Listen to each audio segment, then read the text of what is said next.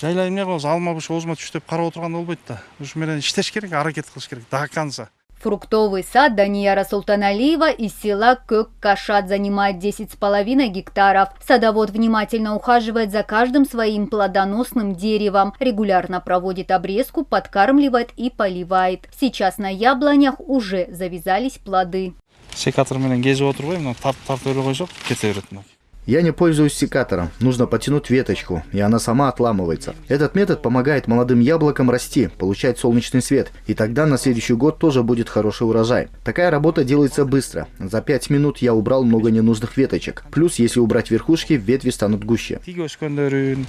Анан дагы эмеси бар, учун минтип сындырып койсок, бул эмки жыл бери түшүмгө кирет тышыр эле. Прореживать нужно не только ветви, но и плоды. Садовод срывает самые мелкие, чтобы оставшиеся получили больше питательных веществ и воды от дерева, а значит выросли крупными и вкусными яблоками. Вот здесь я убираю самый маленький плод. Убираю также те плоды, которые выглядят подсохшими. Чтобы получить качественные яблоки, нужно знать технологию выращивания. Ветви тоже не должны быть перегружены яблоками. На каждый сорт есть свои положенные характеристики по весу. Например, это яблоня интенсивного сорта. Она должна давать по 30 килограммов яблок. Если же мы будем оставлять все плоды, то она может 1 год плодоносить, а 2-й год нет.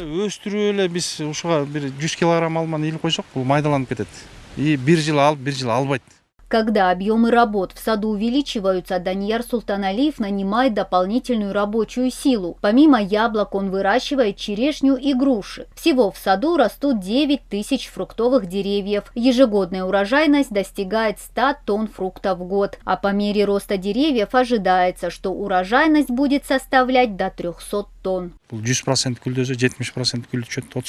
Груша плодоносит каждый год, она не отдыхает, но в нее тоже нужно обязательно вкладывать деньги и ухаживать. Иначе она 1 год будет плодоносить, 2-й год плодоносить, а на 3-й уже нет. Чем больше за ней ухаживать, тем больше она будет давать урожая.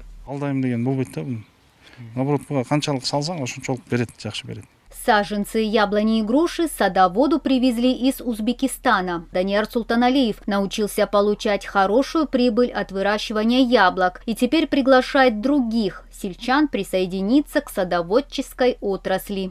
Мадина Низамова, Кайнар Ормонов, Таты Бюбюкинджи Акунова, ЛТР, Таласская область.